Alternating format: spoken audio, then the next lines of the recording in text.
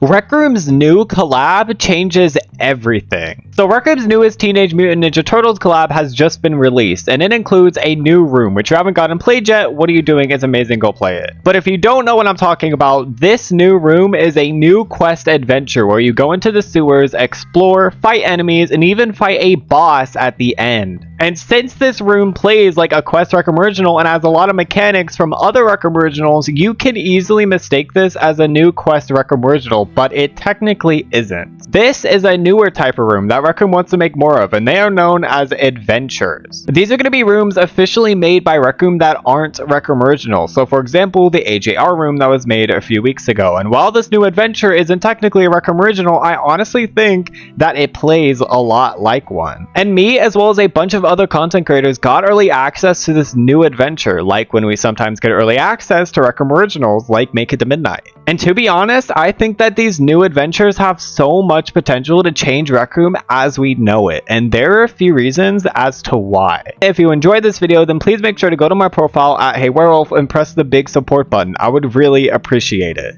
With all of that being said though, the first reason why I think this will change Rec Room forever is because of the cosmetics. When you play this new adventure, you can earn shell bucks, which you can then use to buy a few cosmetic items like in Make It to Midnight. This means that you can get the cosmetics for free, which I never would have thought would be possible in a recent Rec Room collab, especially since these items look really nice and aren't just one hoodie or one item skin. You can also pay tokens for these items if you didn't want to grind the game for shell bucks, which fair enough, they gotta make money somehow, right? A lot of the complaints that people had with other collabs was that you had to pay tokens for pretty much every item from that collab, which could sometimes get really expensive. So I'm glad that they've stepped away from that for this collab, and hopefully they continue to do this with other collabs in the near future. Another thing that a lot of people were complaining about was the second thing I want to talk about today. A lot of people were complaining about the past collabs just being a pop-up shop with expensive cosmetics. For example, the recent Barbie collabs that we've had. They've stepped away a little bit from this with the AJR collab, but they've fully stepped away from this with the Teenage Mutant Ninja Turtles collab, with the free shop as well as an entire quest, which is really cool. So I'm hoping they do this more often with other collabs,